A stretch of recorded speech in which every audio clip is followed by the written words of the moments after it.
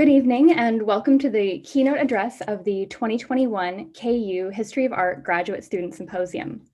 My name is Carolyn Nordengren and I'm a master's student in the Crest Foundation Department of Art History, and I, along with the rest of the Symposium Planning Committee, are thrilled to have you join us this evening for this year's symposium titled Hindsight Is. Throughout history, artists have mined the rich resources of tradition and memory, drawing on the work of their predecessors and historical models to inform their own artistic practice.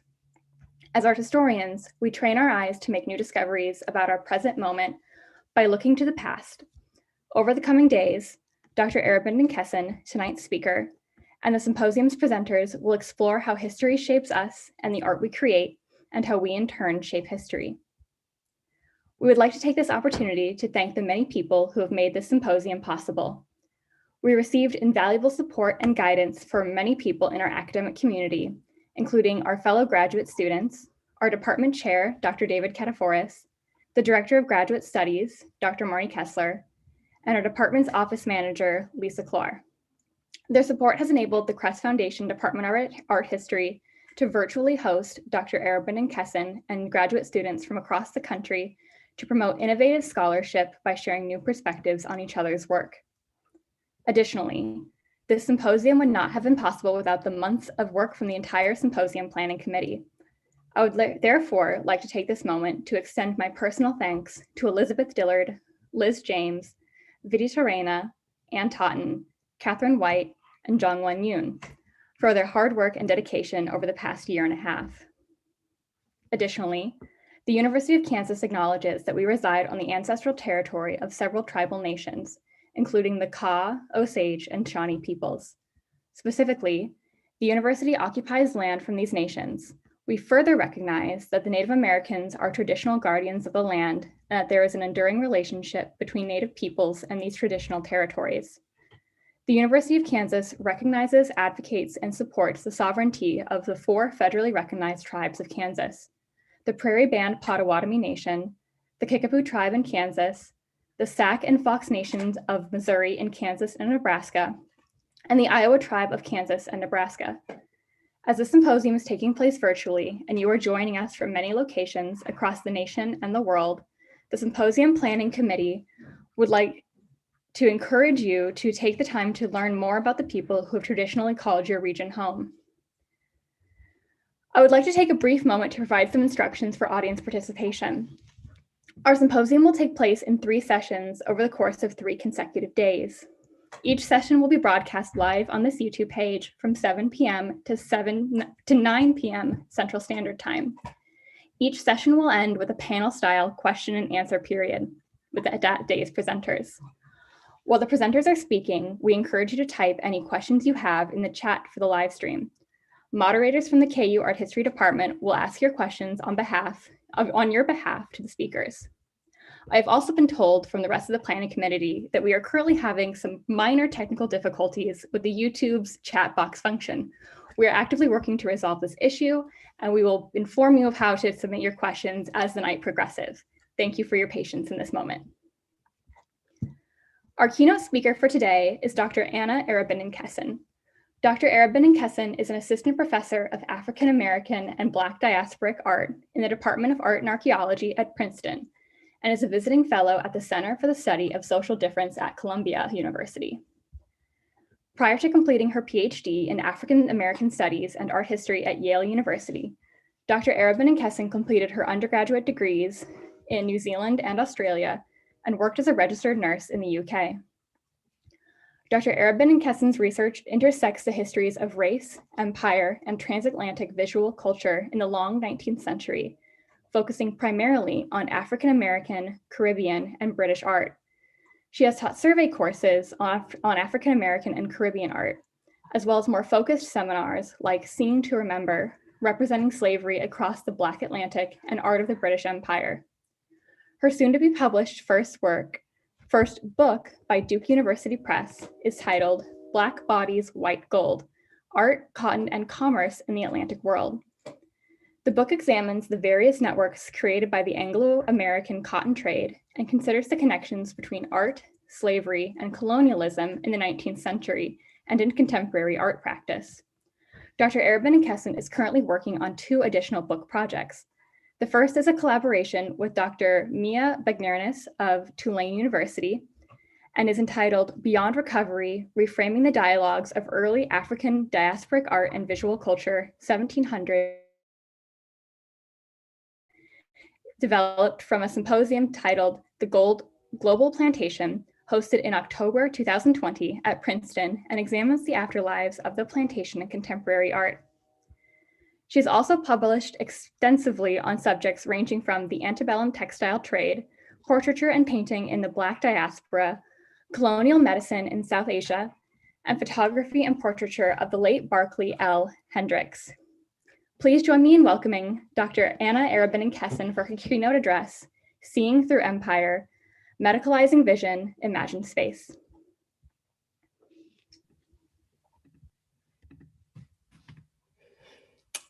Good morning, Cara. Thank you. That was a beautiful introduction. And I want to just also echo Cara's gratitude to the Planning Committee, to the department at Cairns University. Thank you so much for hosting this important symposium and for inviting me to open proceedings with my lecture tonight. I'm really looking forward to the conversations and to hearing more from the participants over the next couple of days. I realize it's evening for many of you in the US. I'm coming to you from Western Australia, where I'm here for the year. So before I begin, I also want to make an acknowledgement of country. I want to acknowledge the Pinjarep people, who are the traditional custodians of the land, the Buja, from which I'm speaking to you today. I would like to acknowledge the strength of their continuing culture and offer my respects to elders past and present. So I'm going to share my screen and get started.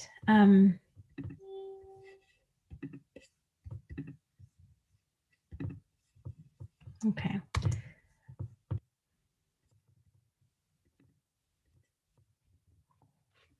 So I wanted to also just say it was really wonderful to hear your acknowledgement of traditional owners, Cara. I think that's a really important practice that I'm glad to see is starting to enter art history too.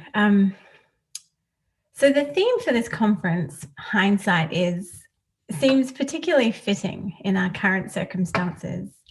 A year into the global pandemic, and for many in the US particularly, I think this year has meant often looking back, seeing the mistakes and false information spread by past administrations about the global COVID-19 pandemic has pinpointed when things could or should have taken place. At the same time, the pandemic has really brought into clarity the structural inequalities, the racism and precarity facing so many communities in the United States, but also across the world, who live with a less than adequate or equitable health system.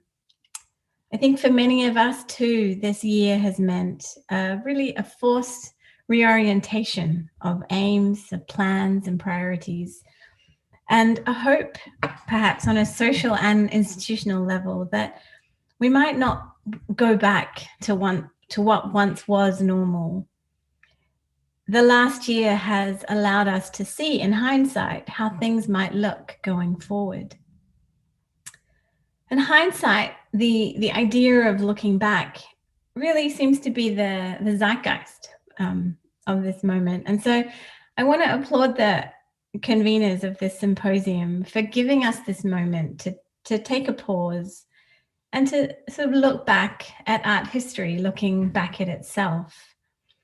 I'm grateful for this opportunity to listen to you all present talks related to memory, to tradition, historiography, revival, the reevaluation of overlooked artists or works. I think this is really an important moment to take stock, to consider how things stand and what might need to change.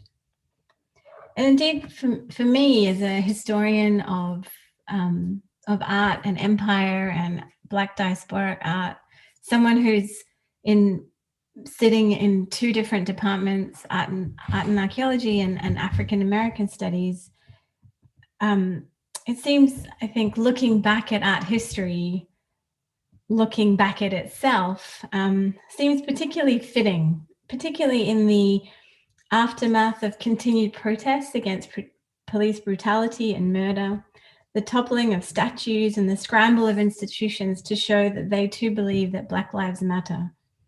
I think in response to these defining moments, a culmination of the activism, organizing and work of so many generations and communities of color, the adjustments being made within this field in particular should be noted, supported, but also assessed. How does looking back, how does seeing the past differently change anything now? As my PhD supervisor used to always ask me, what are the stakes of the questions that we ask? What are the stakes of looking back, if not to shift the ways we move forward? I return to these questions frequently, particularly as someone who's dealing very much with colonial histories and legacies. And I was reminded of these questions again recently when I read Hazel V. Carby's recent book, Imperial Intimacies, A Tale of Two Islands. Now, as an interrogation of British colonial histories, this book also examines really how things come into view. And in one passage that, will stay with me for a long time, Hazel describes how growing up in London had given her what she calls an imperial gaze. She's just in this moment, she's discussing her father's experience of growing up in Jamaica with him. And she comes to realize that she, and I'm quoting here, saw through the eyes of the metropole, end quote. It's a realization that in the book anyway, it really reinforces for her and brings into view for her own position as a colonial subject. Jamaica Kincaid also discusses something similar in her book or her short. It's really a sort of an essay, A Small Place, which I'm sure many of you know. In this work, she's describing her home in Antigua, and she's angered by the referentiality of colonial world making.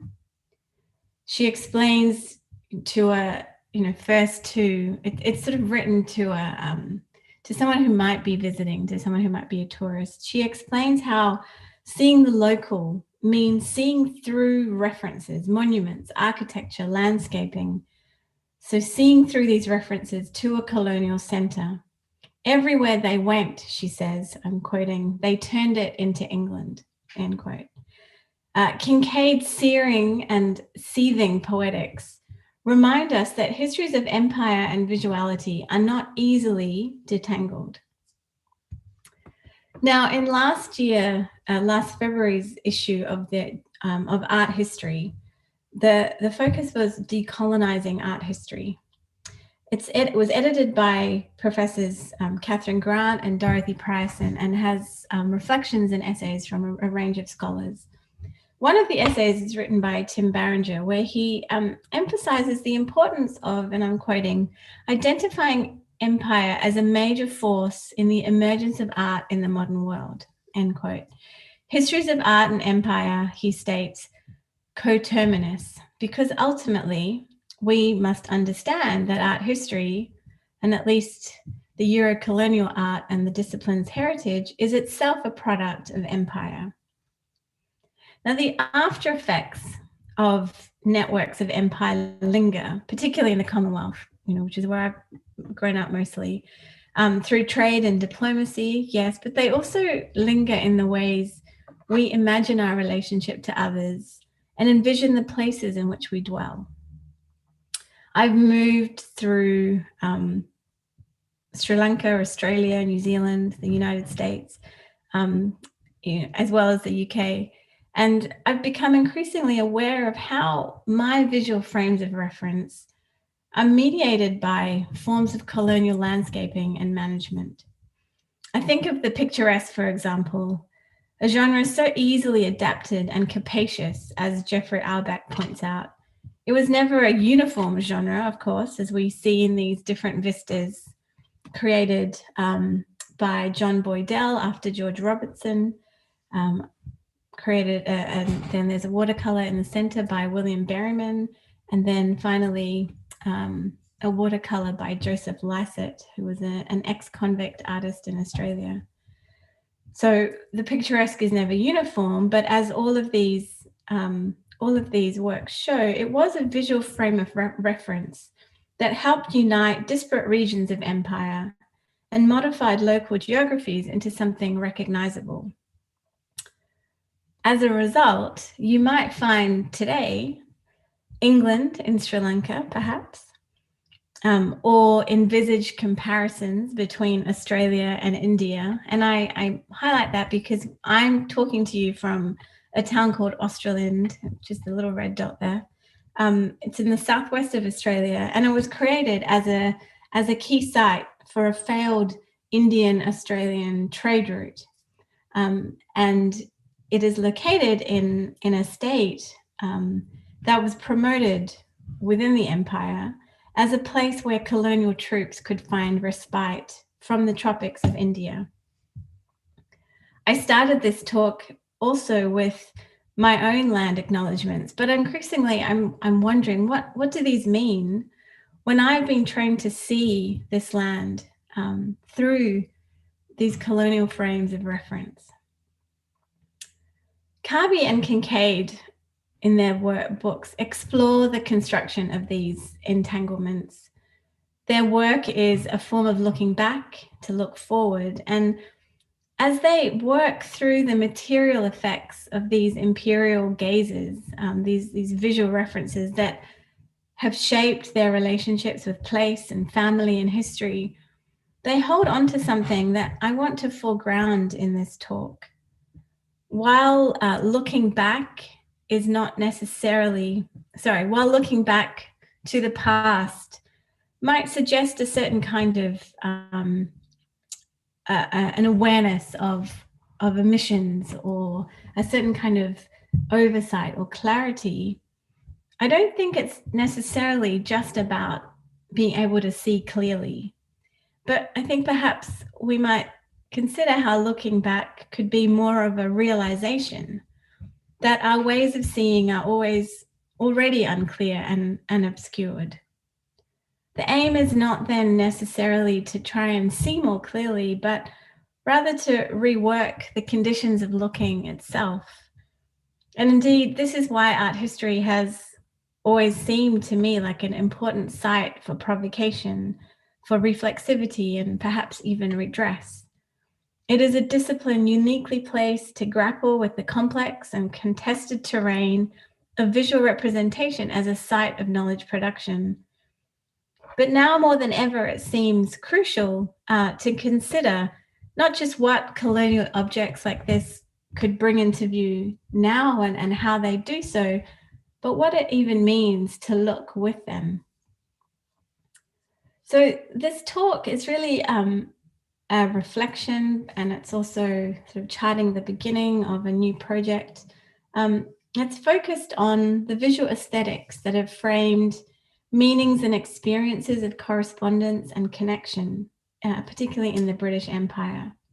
Broadly, I'll be engaging with the relationship of landscape and colonial medicine, two frameworks of knowledge that relied on bringing people and places into view. More specifically, I'll be focusing on the relationship of the picturesque to the plantation and to histories of medicine. Now, the practice and production of medicine and medical knowledge is closely tied to the expansion of the plantation economy, particularly in the Caribbean, where indeed the plantation was a kind of medical laboratory. Doctors traveled to the colonies to put their training into practice and to find new information that could influence medical developments in Britain. Medical networks reinforced imperial connections through the circulation of reports and images, while the conventions of landscape representation also helped disseminate this medical information. So using the picturesque, I want to trace a connection between the visual logic of the plantation and the observational aesthetics of medicine.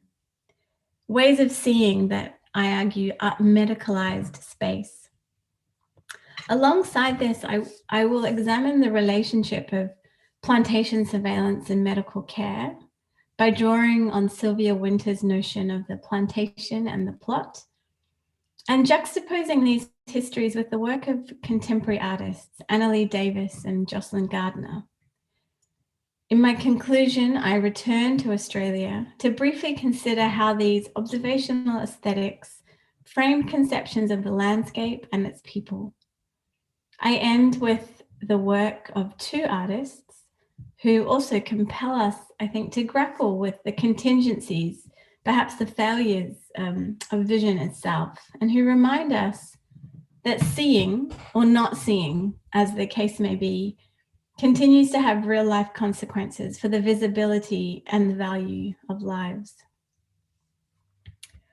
So let me start with the picturesque. And this is an engraving by John Boydell after the artist John Robertson's views of his patron, William Beckford, who owned the Summerlee Estates in Jamaica. And by reinventing local surrounds, the picturesque, as I'm sure you all know, asserted often a sense of Britishness. It made unfamiliar lands recognizable. It also made them possessible. Drawing on a paradoxical set of aesthetics, the picturesque created scenes that were at once placeless, yet grounded in mobility and comparison. In the Caribbean, it became the predominant mode for representing the plantation, revolving around an ideal of the wild, untouched natural world, while also showcasing its potential for cultivation. So these depictions of William Beckford's estate represent this relationship. Here, the plantation is transformed into something like a rural retreat. The landscape of Jamaica reveals its natural bounty, while rustic laborers are shown supplicant and pleasing to the eye, reinforcing a relationship of visual possession and consumption. Although the work of the plantation is hinted at, really the industrial labor of the sugarcane production is very carefully marginalized or elided. Now, plantations took shape through environmental shaping, through the clearance and dispossession of land and Indigenous communities, and the transplantation and cultivation of people and crops. These were often described as improvements to the local environment, just as the picturesque was supposed to imaginatively improve a landscape through its aestheticization. In a sense, then, the picturesque provides an aesthetic counterpoint to the physical landscaping of the plantation. Both were improvements of the land itself. So this idea of improvement also relies on a particular relationship to space. In these plantation views by William Berryman over here, and again, Boydell, viewers are given a vantage point from which to look out and over the land. From this distance view, we can observe and interpret elements of the landscape. We put them into order. Importantly, this view both looks over, but also is able to overlook the labor of enslaved people working on the plantation, whose labor sustains the plantation. So there is then a kind of interpretive labor required from the viewer, who is standing who's standing in this position must work to maintain both their analytical, their observational, and physical distance from the land and the people who work it. This distancing sustains what we know to be the aestheticizing or transcendent eye, a view that I think is affected quite profoundly in Berryman's view here of Lucky Valley Estate, where we, here in the position, we stand here of overseer, order, synthesize, and establish control over the plantation scene. And what's really intriguing about Berryman's view, and I'll discuss this briefly later, is he's showing us, he is actually showing us plantation architecture. So he's showing us buildings where the industrial labor of sugar production took place. He's showing us there's the overseers' cottages. There's, and you can't see it very well in this image, there's a hospital. There's the corn house, the trash, the corn store, the trash house. So these are, and Boydell is also kind of highlighting these here too. But I think what you notice is you don't see the figures very clearly. They're tiny here, and really you're not actually seeing any work taking place. So, I think Berryman's views are quite unique in terms of what he's showing, but he's continuing to use that sort of transcendent aestheticizing eye in doing so. Now it's this kind of oversight, this transcendent position that Annalee Senior also traces in her study of late 18th and early 19th century medical topography written by doctors who visited the Caribbean. Now, we know the association between space and health has a long history in the West and can be traced back to the texts of Hippocrates. Arguably, it was also the expansion of European colonialism that led to an increased awareness of geographical variations of disease and new forms of cartography that mapped, or that began to map the globe more fervently through diseases that seemed endemic to particular regions. This new causal relationship between health and climate also emerged from colonial or forms of colonial forced migration.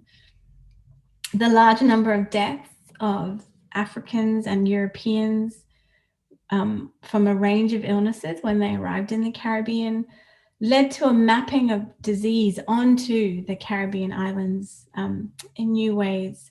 And Senior explains, I'm quoting, "The notion of the Caribbean climate as tropical was conceptually structured by disease and by an understanding of the tropics as harboring distinct disease agents," end quote. And you see this mapping of disease onto the tropics also taking place in other regions in South Asia too. By the turn of the 19th century, medical topography required created and highly detailed and comparative accounts of particular landscapes. Medical topography really aimed to show how landscapes look could tell you about its healthfulness. This alignment between visibility and health, as Annalee Senior suggests, and I'm quoting here, characterizes the scientific understanding of landscape in this period. So this is just an example of some early texts around the relationship between space and health. And then these are some descriptions written by doctors who traveled to the Caribbean in the 18th and early 19th centuries. In these descriptive accounts by British medical officers and poets that they were both in the Caribbean. Senior traces how these medicalized constructions of the Caribbean emerged through very detailed descriptions that reinforce the aesthetic vantage point of the picturesque. Writers observe and write as if they're floating over the land, presenting an overview of the islands that also aestheticizes them through an emphasis on their beauty. This distanced position provides, an empirical, observational vantage point, but it also provides a certain immunity from the illnesses and diseases that start to appear as the writer's viewpoint moves them closer to the land itself. Connecting parts of the environment to specific illnesses, these writers made what Emily Senior has called an environmental diagnosis. By making disease visible in the landscape itself, it could be contained in the colonies, but it could also be managed through improvements to the land, improvements that included the clearing and management techniques of the plantation. So this interchange between, the literary and visual aesthetics of the picturesque in the Caribbean really shaped a medicalized relationship to the land based on a form of interpretive labor that worked to maintain distance between a subject and its surroundings through the visualization of oversight. In turn, the oversight of the plantation mirrored this visual distancing. A plantation relied on the imposition of order, the ordering of space, the ordering of bodies, to reinforce and maintain hierarchies and distinctions between and within between plantation owner and enslaved property, in order that we know was always under threat of breaking down. Whether in image or text or on the plantation itself, then these acts of oversight were also efforts to maintain the objectivity of the colonial subject, to maintain a sense of immunity from the conditions that might relocate the colonial subject within the space they described.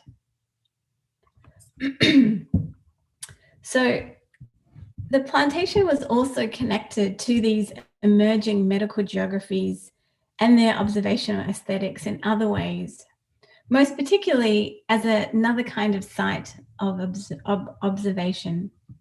As I mentioned earlier, doctors traveled to the Caribbean and found plantations to be active sites of learning and experimentation.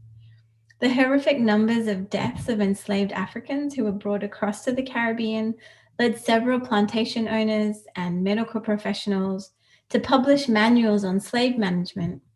These manuals and the hospitals that plantation owners built cannot, of course, be decoupled from the plantation's main focus, profit. And so I just wanted to show you a close-up of Berryman's watercolor, because these are as I said before, these are the sort of the plantation buildings he's depicting, and included in that is a plantation hospital, which I think I've got it correct here, and I've just tried to pinpoint with the arrow. So the commodification of Black life permeated all aspects of the plantation.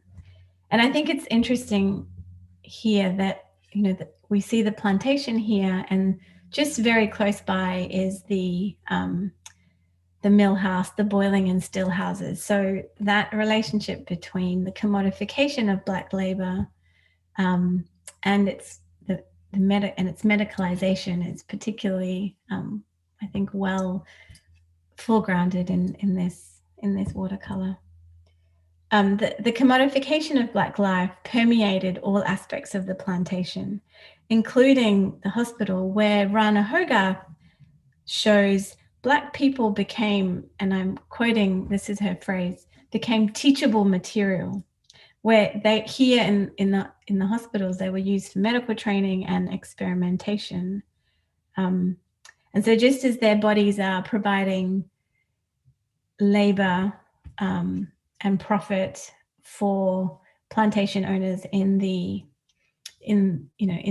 mill house, in the boiling and still houses, in the hospital, they're providing another kind of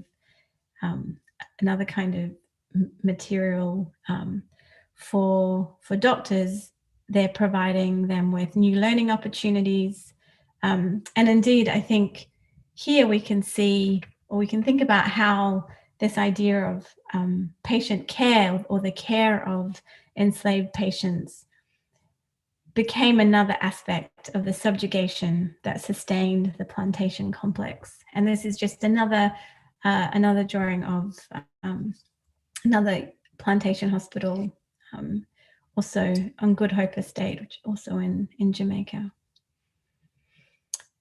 Now, not far from these properties, not far from Berryman's drawing of Lucky Valley, we find another plantation doctor called John Thompson, who was based in St. Thomas in the Vale. And he was from Scotland, he practiced medicine in Jamaica from about 1814 to early 1820s. And he carried out many experimentations and dissections on enslaved Africans. He was very interested in proving the biological nature of skin color, and so some of his experiments tended towards exploring that. But he also published a treatise called A Treatise on the Diseases of Negroes, in which he described various illnesses he observed in enslaved communities and their treatment. And it's interesting that Thompson does mention and try out forms of treatment that were being used by enslaved practitioners and midwives. But his treatise really is very much connected to the ways these manuals were created for reinforcing and successfully managing enslaved populations on the plantation. So one disease he was particularly concentrating on was the disease called yaws. He was particularly interested in testing the efficacy of inoculation against yaws and smallpox. And yaws was a very painful bacterial disease that was found to be prevalent in the Caribbean and parts of West Africa. So Thompson, here we're seeing 4 small drawings that he published in the Edinburgh Medical and Surgical Journal. So these were the sorts of drawings and observations that doctors would make on the plantations, and then they would be able to send them back to Britain, and they were circulated through these kinds of journals, which they're still in circulation today, this journal. And it was really important. It was a really important medical text that connected physicians across the British Empire. In these illustrations, what he's showing is an experiment that he carried out with inoculation, in which he took the pussy discharge from the lesions of an enslaved child with yaws, and then inserted it into several punctures he'd made in the healthy body of a 3-year-old toddler. And he used these images to sort of offer an account of the disease's pathology, because the doctors couldn't see what was taking place under the skin. They were very focused on trying to trace and track the pathology of this disease. he's using here the skin's lesions, the eruptions, as they were often called, as markers of its progress, from first to second stages of the disease. The inoculation was ultimately unsuccessful, and the child took about 9 months to recover from the illness. It can progress and cause quite terrible bone deformation too. So it was a disease that certainly affected the productivity of enslaved people on plantations. So plantation owners and doctors were very concerned about it. In Thompson's drawing, the toddler is described and visualized as a specimen. We lose sight of the whole for the part. And the drawings really focus our vision like a microscope, and like a microscope, attempt to go beyond the surface, revealing inner and unseen workings of the body.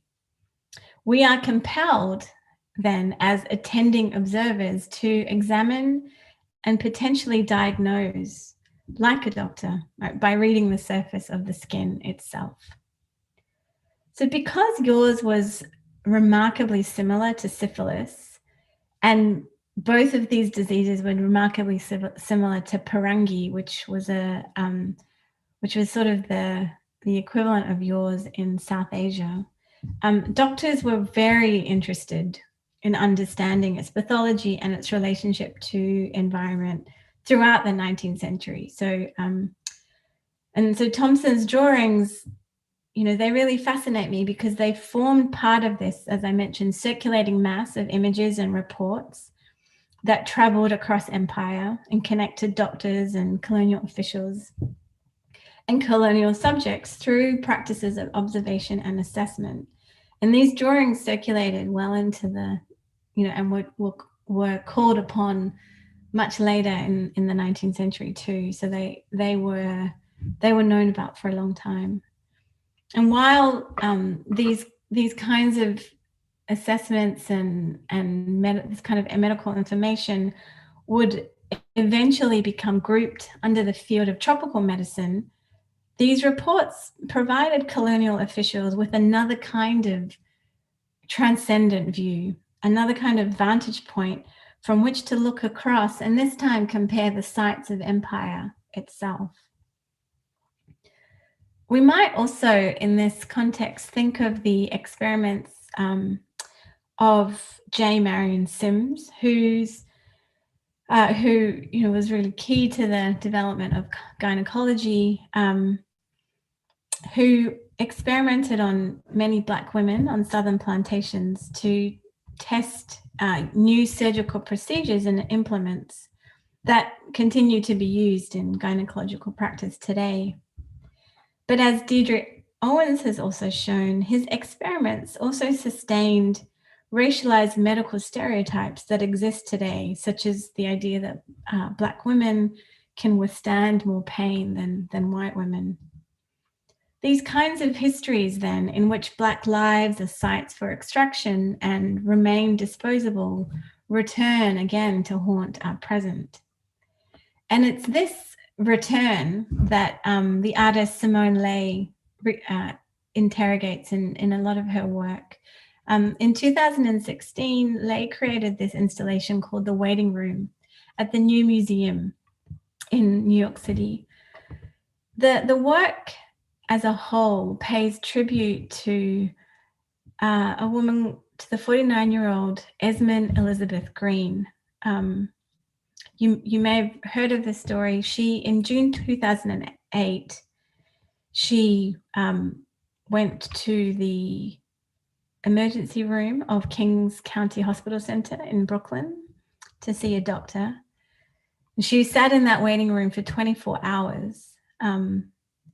She fell out of her chair and died on the floor from blood clots that had moved from her leg to her lungs. And she was ignored for at least 30 minutes as she lay dead in that room.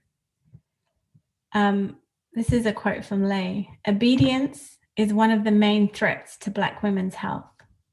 And so, drawing on this, she created this piece to foreground and centralize forms of knowledge that were passed down between Black women, from natural therapies to self-defense strategies, to really expand the concept of medicine and healthcare itself. Lee's work asks us to consider what the care in healthcare can actually mean, given medicine's intimate connection, as I've tried to show, with such historical forms of violence. And indeed, as a former nurse, I've been continually struck by this work in particular, which returns us to the problem of visibility that underpins medicine itself. I mean, it's just unimaginable that a woman can sit in a room for 24 hours and not be seen. And yet that is actually exactly what happened. And so these histories I just described of distance and objectivity, of observation and assessment, are also premised on a certain kind of unlooking, a refusal to see. So Leigh's work, I think, just directs us to other strategies of care and practices of knowledge that existed on the plantation. A movement that reminds me of Sylvia Wynter's distinction between the plantation and the plot. The plantation is a site, but it's also an orientation and relationship to land and people that relies on accumulation and extraction. People and plants are exploited and viewed simply as resources. These viewing positions I've described reinscribe this logic.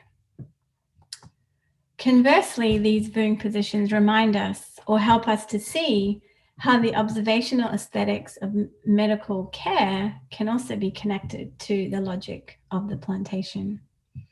So this is a survey drawing by Benjamin Haynes, also of Lucky Valley Estate. And this provides another view of the plantation that's similar but different to Berryman's. It foregrounds, like Berryman, it foregrounds the industry of sugar refinery. But as others have pointed out, while this drawing is unique, for its emphasis on plantation labor, and these buildings here again are the sites of sugar production and refinery and its refining on the plantation. But what you're seeing here is Haynes' rendering of houses of the enslaved, which so he's making these spaces visible behind the main plantation. With their thatched roofs and wattled walls, the simplicity of these buildings is certainly contrasted with the modernity of the plantation. But their position away and outside the main areas also evokes something of Wynter's concept of the plot, which she discusses, or she explains as that the plot was a parcel of land on which enslaved people could grow their own food and feed themselves, thereby minimizing a planter's costs. And even though the plot certainly is embedded in and emerges from the extractive logic of the plantation, it's also a place that could exist outside of it. It is a place where transplanted enslaved people could nurture and cultivate cosmologies through subsistence. And it suggests the forms of relation and a point of view that differs from the transactional relations of the plantation. The plot could anchor alternative forms of stewardship and sustenance, and therefore value. Now, Unangak's scholar Eve Tuck has suggested that we think through colonial histories using a framework of desire rather than damage.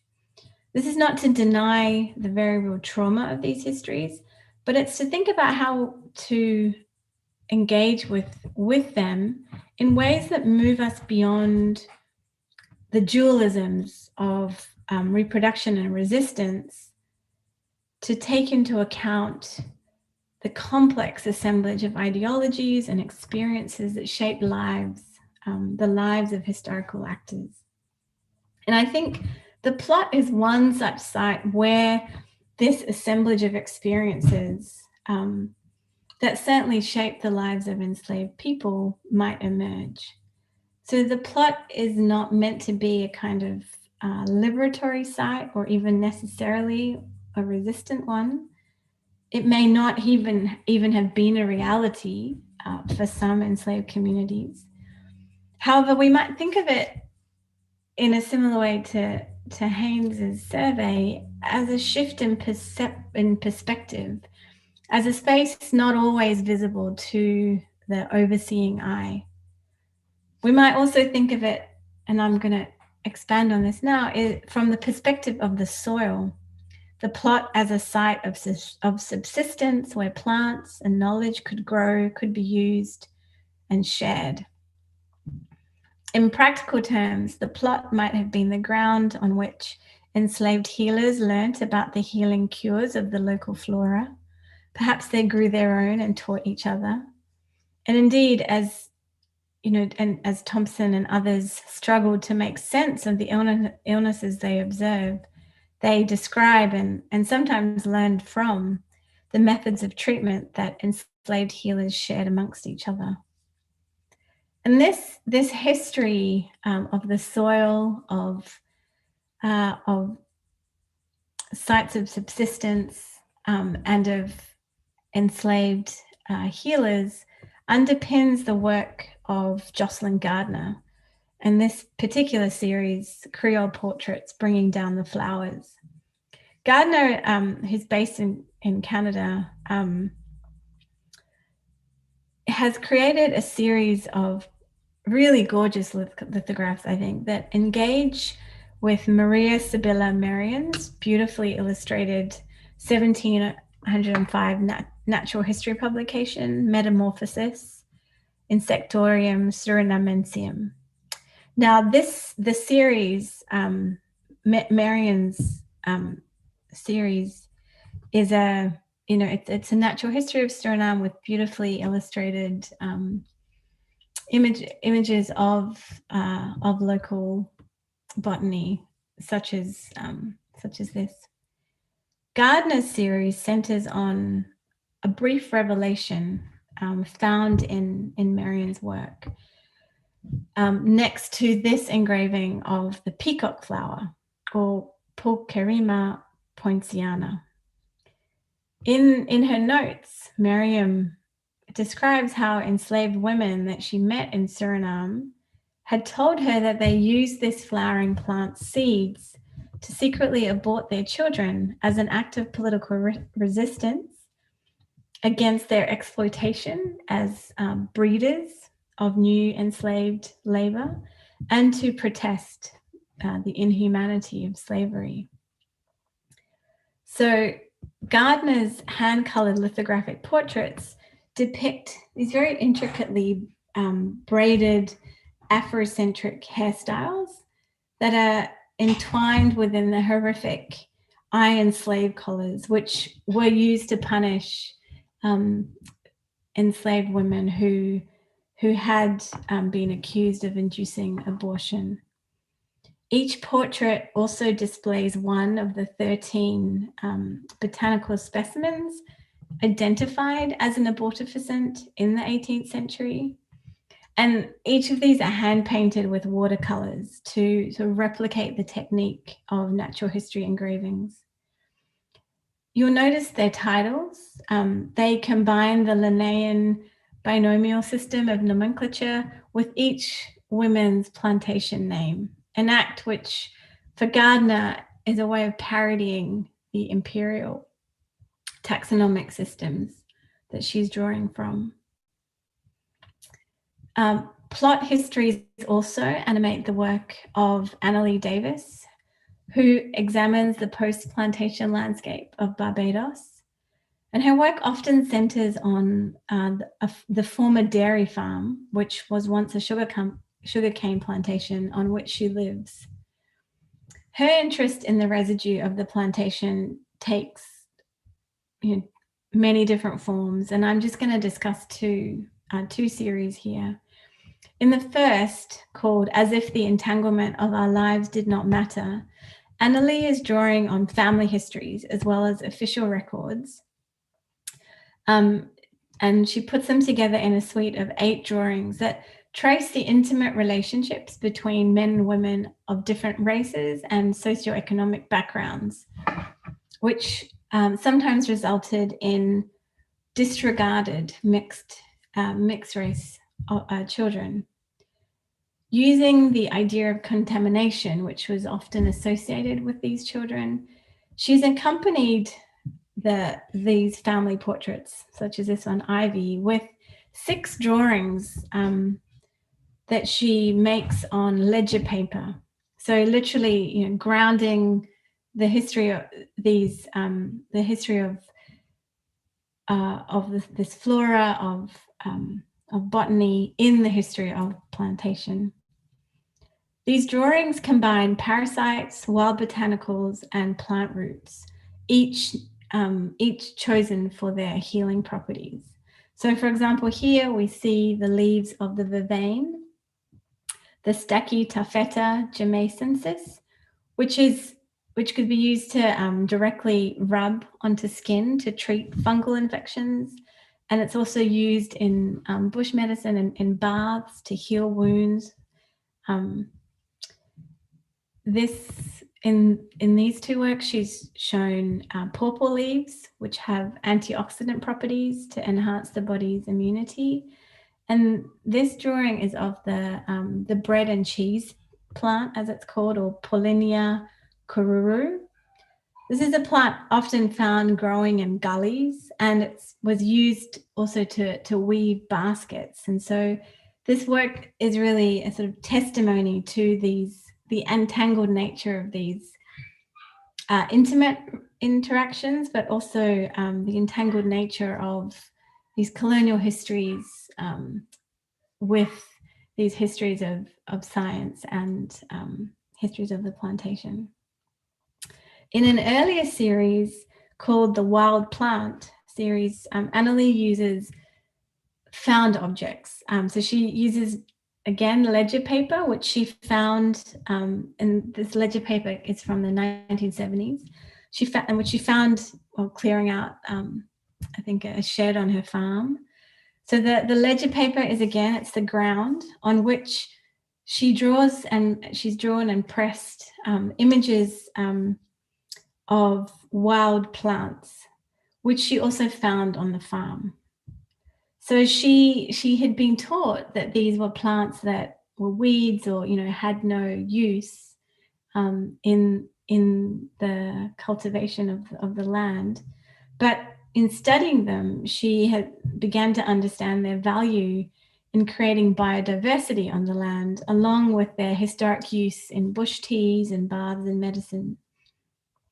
So she collected, pressed, and drew these wild plants to really complicate that single economic story that is written into these plantation ledger pages. And in doing so, she's also trying to acknowledge both their medicinal properties and their earlier uses by those who were enslaved on the plantations. She describes these drawings and the relationship of the plants to their ground as an alternative way of reading the plantation. In her words, she says, "Uncultivated botanical growth may offer counterpoints to plantations as fixed sites of trauma, violence, and exclusivity, allowing reconciliation with the land and the virtual slaughterhouse that lies below it," end quote. So both Gardner and Davis, both Jocelyn and Annalee, really, I think, move us to and below the ground. They return us to the soil as a site and repository of meaning. They direct our attention to these other practices of healing survivance and refusal. It may also direct our attention to an entirely different arrangement of the landscape, of unfamiliar botany, unruly plants, small plots, interspecies connection, of the interdependence between humans and their environments. And this is an arrangement and a relationship that takes us beyond the generic, all-seeing eye of the picturesque, with its logics of observation and diagnosis, in part because these artists require us now to do more than look. Working through the framework of desire that Eve Tuck describes, they respond to and envisage the entanglements and complexities of what agency can mean. And so I think their work raises really important questions about our viewing position. How do we look back? From what vantage points are we compelled to work from, to reconstruct or imagine a past? Now, the observational aesthetics of the picturesque were also important in Australia, where the dispossession of Aboriginal and Torres Strait Islander communities, where they were literally cleared from the land, made room for European pastoralists and settlements or stations on which Aboriginal people were often forced to work as slaves.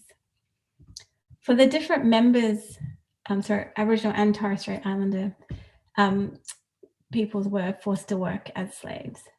For the different members of the Noongar people whose land I call home, these clearances took the form of massacres, as well as deportation to reservations and prisons further north, where they were quite literally quarantined. In this is a work by T.C. Dibdin that is based on an original sketch taken on the spot by a fairly well-known local artist, and I mean well-known in the area here, which shows Kambana Bay, Wadandi Buja, which is very near my home. My children have swimming lessons there now. And she presents a viewpoint that mirrors that of Joseph Lycett's, the work I showed earlier, showing a land which is imagined to be emptied of its original owners. It's under control, it's settled, and it's carefully managed. And these kinds of views of Western Australia, with their fine prospect, their gentle hills, the shady native foliage, and the attraction of the sea air, reinforced narratives throughout the 19th century, about the state's healthfulness as a place for colonists, especially from India, to settle. These kinds of views, emphasize the mild climate, that people also emphasized Australia's natural flora, particularly the eucalyptus. And all of this was associated with a medical topography that was constructed as very different, as very healthful in comparison to the so-called diseased tropics of South Asia. However, for First Nations communities, colonial invasion brought with it diseases and practices that decimated their communities and the natural environment. And Lycett's depiction of this family on the land of the Gadigal in Warrane, or Sydney Cove, on the east coast of Australia, he suggests that this family are about to move out of view. In Clifton's sketch, Aboriginal Indigenous communities have moved out of view, but in this watercolor, they're kind of in the process. Now, the image was made as smallpox ravaged First Nations communities in Australia, and it's also being made at a time of violent conflict between British colonists and First Nations communities in Australia. And I think one of the one of the myths of the way Australian history has been written in the past is to kind of cover over not just the massacres of First Nations communities, but the active resistance that First Nations communities made to colonial settlement through warfare, and so this was at a time, as I said, of violent conflict, and yet what we're seeing here is a family literally walking away from civilization who appear belated. These are people who could do little to threaten colonial expansion. We might notice here too how the picturesque lens, rather than erasing or overlooking these bodies, as we saw in the plantation images, present them here as matter for observation. These practices of looking then are deeply embedded in the formal tools of analysis and assessment that inform art history itself. Histories of visual culture and medicine are not just another way that people and places come into view. I think they can remind us that vision frames what it can even mean to be human, and by extension, the social and political arrangements that underpin systems of governance and nationhood. So I wonder then how we can look in ways that acknowledge this failure of vision. How might we bear witness rather than stand as eyewitnesses in ways that Deborah Thomas asks, and I'm quoting, in ways that destabilize the ocular centricism that has facilitated imperialism, end quote. So for some Aboriginal and Torres Strait Islander communities, this has meant returning to colonial images like this and essentially repurposing them. Seeing, for example, how Lycett's views also depict the social, ecological, and technological adaptations of First Nations communities to European settler colonialism. So working in collaboration with traditional owners and communities, art history might begin to start providing a way of unlearning and relearning how to see the landscape and its histories again. For some contemporary artists, however, this question of how we acknowledge these values of vision and destabilize these histories has meant engaging with the practice of vision itself. Aboriginal and Torres Strait Islander communities were the subjects of a range of observational practices, including as subjects for anatomists and eugenicists. And this is a history that Wiradjuri artist Brooke Andrew explores in this work, Vox, Beyond Tasmania. So the installation was conceived in response to a book of phrenology that was published by the first professor of anatomy at the University of Melbourne in 1909, and it was called Dioptographic Tracings of 52 Tasmanian Crania. And it's a book that's made up of tracings of the skulls of 52 First Nations Tasmanian people. So in this multi-level vitrine, you can see here, I think a little better, Brooke has exhibited the book along with other forms of anthropological material, literature, and artifacts. Above, so that's in the lower level, and then above this, he attached a skeleton and drilled a hole in the glass next to the skull, where he placed a large, elaborately carved wooden megaphone. Around the installation, you can see he's included 52 portraits of unknown people from Africa, Argentina, the Ivory Coast, Syria, Sudan, Japan, and Australia. And these are based on 19th century postcards that Brooke has collected over the years. As the megaphone kind of largely extends into the gallery space, it's almost like a mouthpiece for the skull, and it both amplifies the installation while listening in on viewers' conversations. I think this form of dialogic interaction is really a very purposeful act of archival intervention that transforms these anthropological systems of knowledge by emphasizing their affective dimensions, to quote again from Deborah Thomas, dimensions that exist beyond that of visuality. A monument to the genocide of Indigenous people, Andrew has created an intimate space for viewers to listen in, to recognize the legacies of these ways of seeing, to recognize their own complicity in these processes, and in this way to bear witness. Importantly, I think he's asking us for a response. He's asking us to listen, and also opens a way for dialogue that moves beyond the narrative of damage, to quote from Eve Tuck, which is also, excuse me, an accounting for the loss and despair, but also the hopes, the visions, and the wisdoms of lived lives and communities. And that's from Eve Tuck. So let me end now then with one final work. This is by Plains Cree artist Ruth Cuthand, who puts these histories under the microscope, quite literally.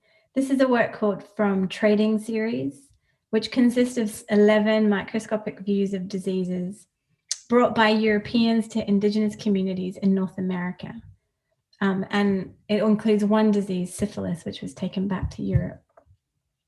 The diseases are rendered in beads, and they dazzle with color against a black background.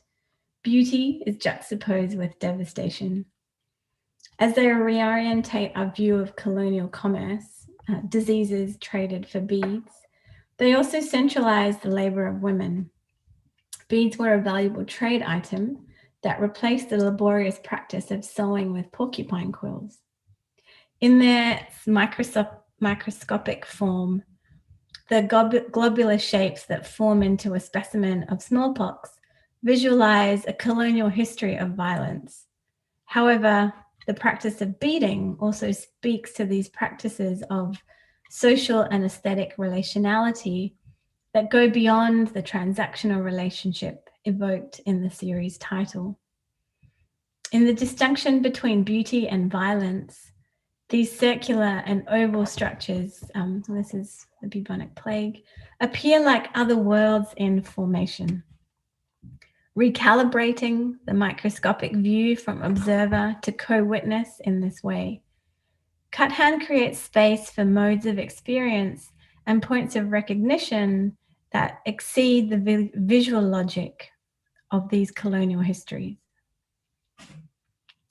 In our current moment, we must continually reconsider the implications of the visual. And art history might need to take seriously the failure of vision alone as a way of addressing its colonial legacies and histories. It might learn, however, from these contingencies, following the lead of these artists who, in destabilizing these visual frameworks, are also creating the grounds for redressing their histories and imagining new futures. Thank you.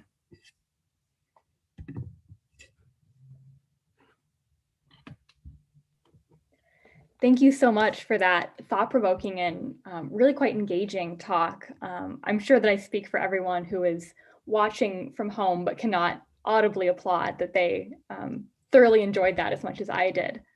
I'd like to take a moment to remind those of us watching from home that you are able to type whatever questions you have in the chat box for the YouTube live stream. We have found the solution to the YouTube-based error that we had earlier. If you just refresh your web browser, it will fix the chat box for you. So that's just one of the many pleasures of doing our work virtually now, as we have to learn to adapt on the fly. I would like to start by asking you, what initially drew you to these issues of medicine and medicalized space, as well as their connection to visual culture? And how does your experience being a former nurse impact your research in this area? Thank you. That's a great question. I was drawn to them because of my previous background. So I,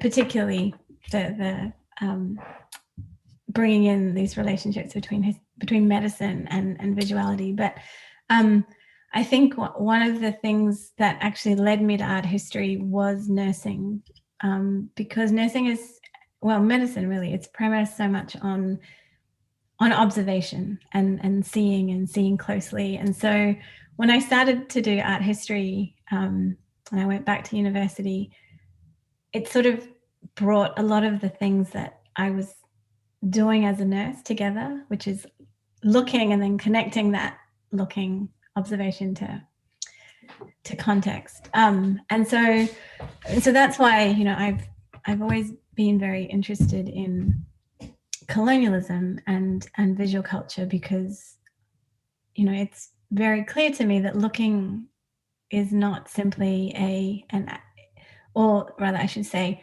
looking as an act of perception has very, very real implications for how then we relate to each other and treat each other, and how and so that was my interest, kind of how I connected nursing to art history, and then, you know, my kind of interest in colonial visual culture, and then it felt like I could finally come back to medicine. Sometimes you have to leave what you know and come back to it, you know. And so as I was reading more and particularly looking at contemporary artists, you know, who are kind of highlighting the ways that that medicine's visuality and its forms of looking did certainly overlap with the ways of seeing that we are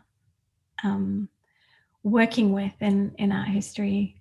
And I think also that, you know, that work I highlighted by Simone Leigh, I think it's very hard to live in the United States and not see just how much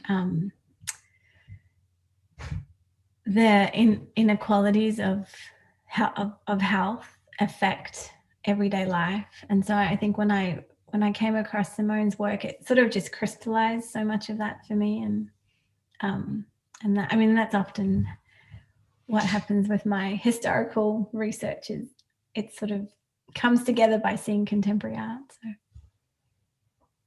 Great, thank you. I have a question from Mary Rose, who asks, well, first says, thank you so much for your talk, and appreciated the insight that you brought and that art history brings to look back on these complicated issues. And she's curious to know how you think that we as scholars, how we can, or if we even should, look back in hindsight on acts, people, and figures who intentionally obfuscated themselves for their own privacy or safety. I think that's a really good question, and that's coming up a lot too, in terms of you know, this question of, you know, how does our, you know, looking back then become a form of surveillance, and that's, I think that's something that we have to be very aware of. I think we need to sort of maybe understand when obfuscation, when that kind of conscious obfuscation takes place, and when that obfuscation or elision is a strategy for erasure. So I think it's always about keeping those two things in tension. And I think there's a lot more work now or a lot more conversation, I think, about care, and how, you know, how we approach these histories with care, how we deal with histories of violence without retracing that trauma again. And so I think there are scholars like Christina Sharp whose work in the Wake, I think, is a beautiful meditation, but also a kind of praxis of how that can take place. And also Saidiya Hartman's work. There's an essay called Venus in Two Acts. If you don't know about it, it's in small acts. she's also, dealing with that history, with that challenge of particularly engaging and recovering the histories of enslaved women who did have to hide themselves, for safety, but whose lives are also hidden in the archives for other reasons. And so I think one of the things that she's highlighted is this idea of sort of speculative, or she calls it critical confabulation. So it's a way of sort of writing history that is speculative, and that I think that takes a lot of time and perhaps a lot of conversations with other scholars and communities. I know that in Australia, particularly when working with histories of First Nations, of violence against First Nations, a really important way of starting research is working with communities, so that the research becomes, again, it's not the researcher looking at the archives and kind of creating this narrative, but it's the research as a form of collaborative praxis with communities. So understanding how those histories continue to have lives in communities. I hope that answers the question. I think it does. And I've got a related question, if you don't mind continuing on that vein for just a moment longer. This question comes from Rachel, who notes that your discussion of Ruth Coughlin's works underscores the ways that artists can use beauty to depict violence. And she would like to know if you could speak a little bit more about the role of materiality in this dynamic, as well as, are there other artists navigating these themes of medical violence and colonialism through meaningful materiality? Sure. So I think with Ruth's work, the materiality, I tried to sort of touch on it briefly, is really about these practices, beading and the practices of relationality that beading highlights, as well as the, and the labor, which is women's labor. So in this case, materiality becomes a way of holding that tension between the violence of the extractive violence of colonial expansion and trade, but also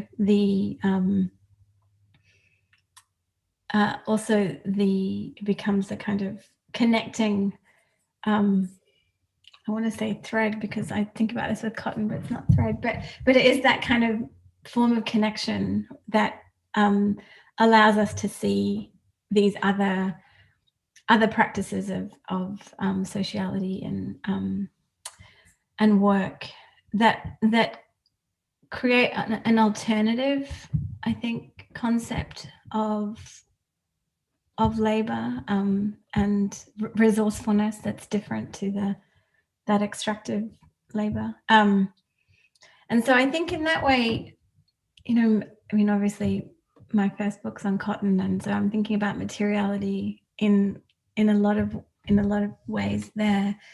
And I think that for me, what materiality offers is perhaps a deeper way to address these tensions. And I think, you can think about materiality of paint, you can think about it in all kinds of ways. And I'm not saying that, two-dimensional works can't have this either, but there's a way in which the materiality allows for engaging with other kinds of sensory experiences and sensory, or other kinds of other ways of producing knowledge beyond the visual, I suppose, I think is what I'm trying to say here. And so there's something in that kind of deep engagement with the thing itself that I think particularly scholars in American studies and material culture, to a certain extent, I think performance studies are trying to, I think they're trying to engage with these sort of contingencies of the ocular, and materiality provides one way. I'm trying to think about other artists who engage with this in terms of the history of medicine, and I can't actually think of anyone right off the top of my head. I think all the artists I mentioned, Simone, Jasmine, and Annalee, are all very, very interested in the material. In Annalee's new work, she's actually created these sorts of plots, so she's actually working with soil, the materiality of soil, and Jocelyn's work. I mean, Jocelyn's very interested in the materiality of lithography, for example. So she's sort of retracing the process of making. And then Simone's work, I think, she's particularly in the waiting room, the work that I showed you. She talks a lot about the apothecary, which I'm not sure if, I think there was a picture there. There was a, so she set up a space, just for kind of natural remedies, and so again, like she talks a lot about, how these are made and passed down. And so again, it's that kind of this idea that there's something embedded in the, it's not just the medicines that are being passed down, right? But it's what's it's this sort of knowledge and feeling that's embedded. But I think for me, that the artist who really encapsulates these tensions and these interrogations of the material is Lubaina Hamid, and her work's not necessarily engaged with histories of medicine, but it is engaged with histories of the plantation and slavery, and a lot of and she talks about these, the materiality of cloth, or work. She has a work on cotton, of the thread as being a kind of portal that can open up these sort of speculative histories and alternative histories. So yeah, her work might also be useful to, was it Mary who asked that question? Yes, it was from Rachel. Sorry. Oh, no worries. And thank you for that very, thought out response to that question. I think, as art historians, we're all very engaged in the meaning of objects and the meaning of materials. So I always find it particularly enjoying when I get to hear someone's thoughts on, how objects and materials carry meaning for people in the past, and how that comes down to us in the future, or in the present, I guess, the future to them. In the future, yeah. Switching gears a little bit here, we have another commenter who was quite fascinated by your comments on medical vision and the kind of medical topography and how those intersect with the aesthetic eye that you discussed early on in your presentation, especially in the work of James Thompson. So they'd want to know how you find all those things intersect, that medical vision and medical topography alongside the aesthetic eye. So the point I was trying to make was that in the way that medical texts were being written in the early 19th century, and the way that the picturesque is being used to create these views of space, there's a connection there between there's a connection there through the production of distance.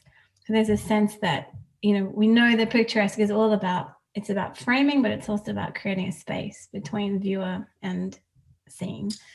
And so in these medical texts, there's a similar kind of act taking place, which comes, which is also part of that sort of Enlightenment understanding of, of objectivity and scientific method, and, but so that there's a sense of this distancing provides these medical doctors a way to look over the land, to look over its people, to look over its sort of healthfulness, you know. So it's a way of sort of diagnosing, in a sense. That's kind of what I'm trying to say. And in terms of the picturesque and the plantation, there's a similar strategy of standing back, looking over, assessing, and kind of interpreting. And so what I'm trying to highlight there is how these practices of looking, are connected, and actually, in these medical texts. And what I need to do is try and see if any of these artists are looking at medical texts, but because the medical doctors were certainly influenced by, particularly, writing on the picturesque, as a way of describing space, and then the kind of broader point there is that these kinds of medical texts were important in the history of medicine, or history of colonial medicine, because they allowed colonial officials to then sort of look back at empire and kind of, create these connections based on comparison and referentiality. So I hope that clarifies. I think so. Thank you. We have another question here from Michelle, who's actually one of our symposium presenters on day 3.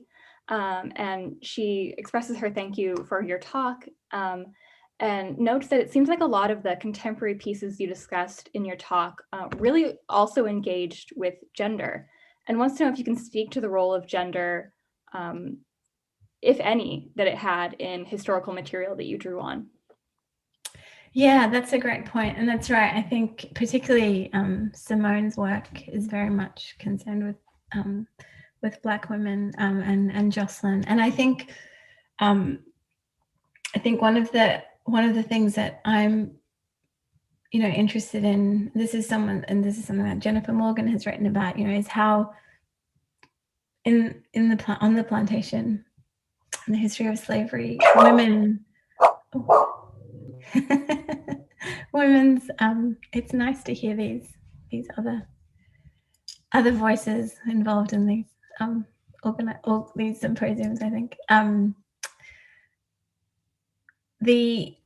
Jennifer Morgan, Tara Hunter, there's quite a lot of historians of slavery who talk about the ways that Black women are called on, or they have a kind of double labor role, a dual role, because they provide reproductive labor as well as plantation labor. So I think that what I'm interested in is also how this kind of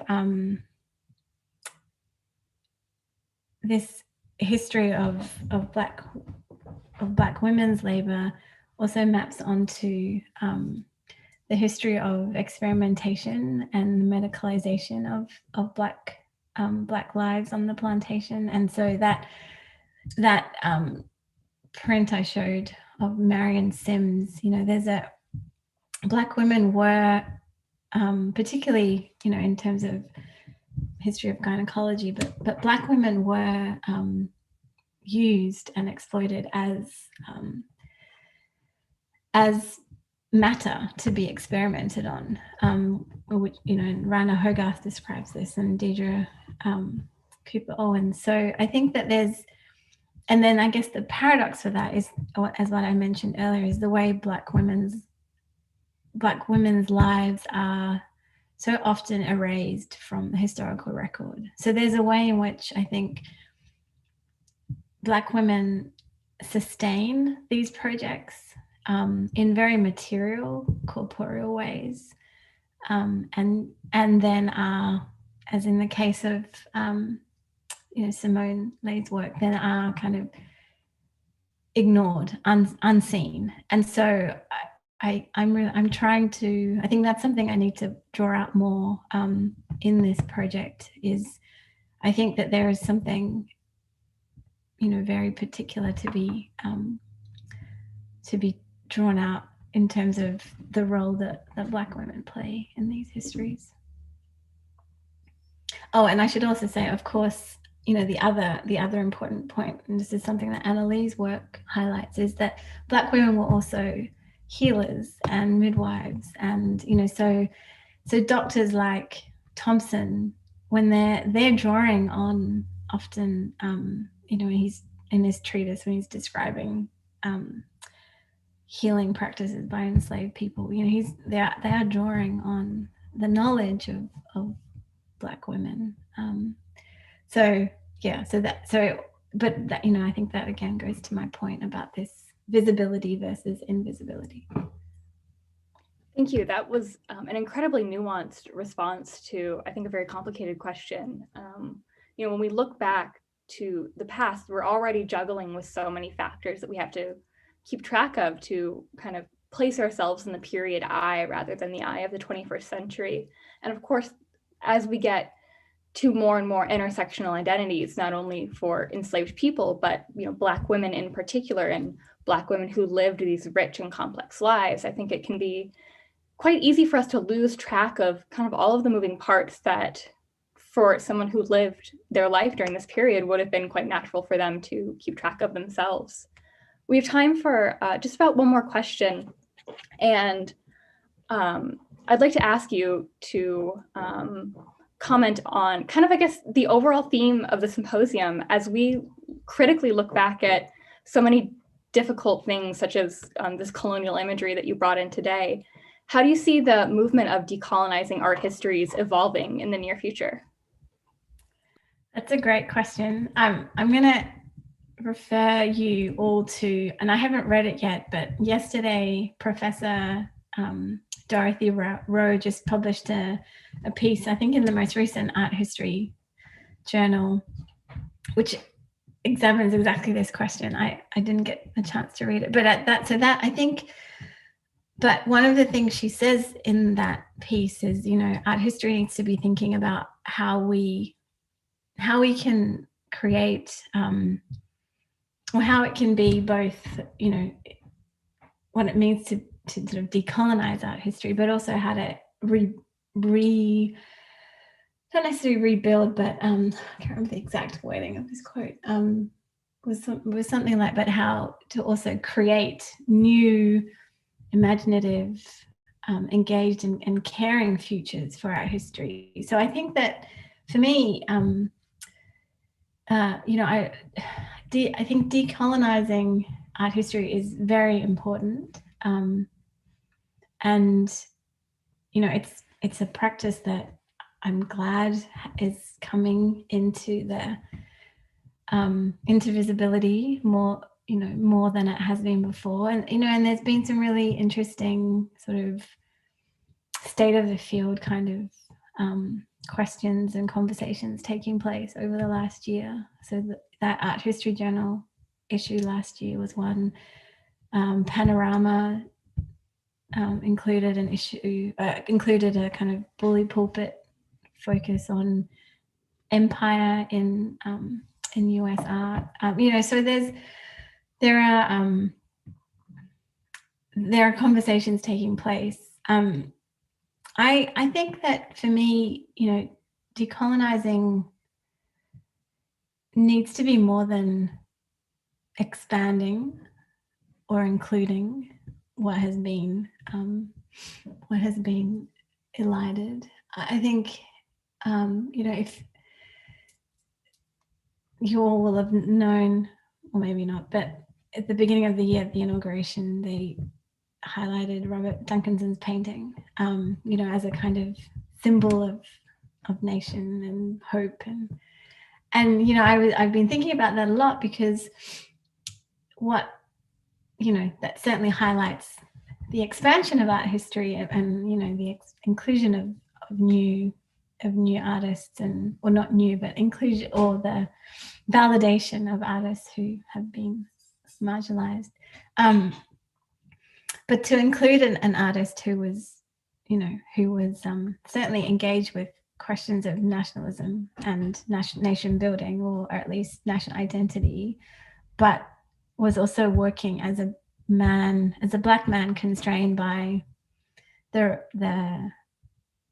structures of racism and political inequality in the US, just to sort of include him as a kind of vision for the nation suggests that the idea of nation has to change.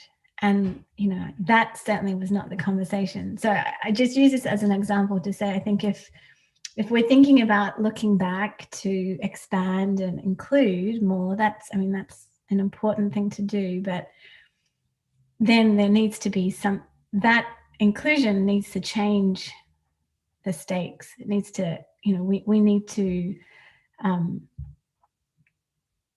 to deal with the implications of what that inclusion means. And I think often, you know, the kind of idea of expanding art history to include marginalized artists or marginalized, you know, communities doesn't take us to the kind of interrogation that these communities provide, you know. And for me, I think decolonizing is also about rebuilding. I think at a certain point, you know, I said at another panel, I think I said something about, you know, dismantling, and then I think people misunderstood. I'm not saying we need to destroy the discipline, although, you know, maybe, but I think we need to be thinking about what we're changing or what we're doing to critique it, because we are also wanting to rebuild it. Because I think, and this is something that my colleague Ruha Benjamin talks about too, is critiquing is fine, you know, highlighting these colonial histories is important and noteworthy, but it needs to lead to something. It needs to lead to a kind of to redesigning our thinking. And if we don't do that work, then we're sort of just left with the trauma of that history. So that's why I say, you know, we do need to dismantle structures, but we need to rebuild them in imaginative, expansive, capacious, caring ways. Thank you. And with that brings us to the end of today's session of the 2021 KU Art History Graduate Symposium, Hindsight Is. I'd like to express our gratitude to you, Dr. Arabin and Kesson, for your insightful address and your thought-provoking responses during this question and answer session. Thank you as well to our audience members for joining us this evening. And I hope you will all join us here again tomorrow at 7 p.m. Central Time for the second day of the symposium, in which we will hear from our first group of graduate students on the theme of reconsidering the canon and retrospection. On screen now is the schedule for tomorrow's presentations, which you can also find in a link in the chat box affiliated with this live stream. Thank you all and good night.